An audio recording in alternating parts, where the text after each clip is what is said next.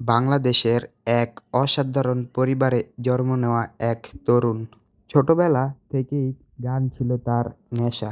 School কলেজের বিভিন্ন অনুষ্ঠানে গান গাইতেন তিনি। তখন কেউ ভাবতেও পারেনি এই ছেলেটি একজন আন্তর্জাতিক মঞ্চে বাংলাদেশের নাম তুলে ধরবে।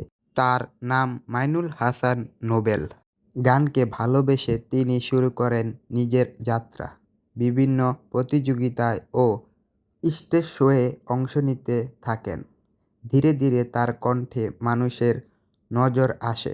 বিশেষ করে রক ধাঁচের গান গায়ার সময় তার কণ্ঠে আলাদা এক শান্তি দেখা যায়। কিন্তু তার জীবনের সবচেয়ে বড় মোড় আসে যখন তিনি অংশ নেন ভারতের জনপ্রিয় সঙ্গীত রিয়েলিটি শোতে। সেখানে নোবেল প্রথম থেকেই নিজেকে আলাদা পরিচয় তৈরি করতে থাকে। তিনি কিংবদন্তি শিল্পী জেমস কিশোর বিভিন্ন শিল্পীর গান নিজের স্টাইলে গায়, দর্শক ও বিচারকদের মুগ্ধ করে। একটি বিষয় ছিল সবচেয়ে লক্ষণীয়, তিনি মঞ্চে দাঁড়িয়ে সবসময় বলতেন তিনি বাংলাদেশকে প্রতিনিয়ন্ত্রণ করছেন।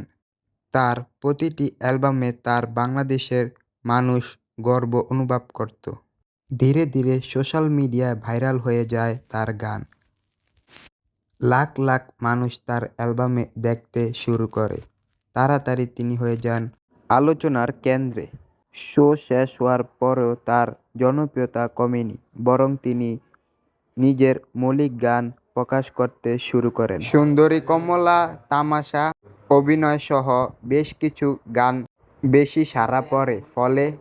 তবে তার জীবনে শুধু সাফল্যের গল্প নয়, জনপ্রিয়তার সাথে সাথে তিনি বেশ কিছু বিতর্কের মধ্যে পড়েন। সামাজিক যোগাযোগ মাধ্যম এবং ব্যক্তিগত কিছু ঘটনার কারণে তিনি বহু আলোচিত হন।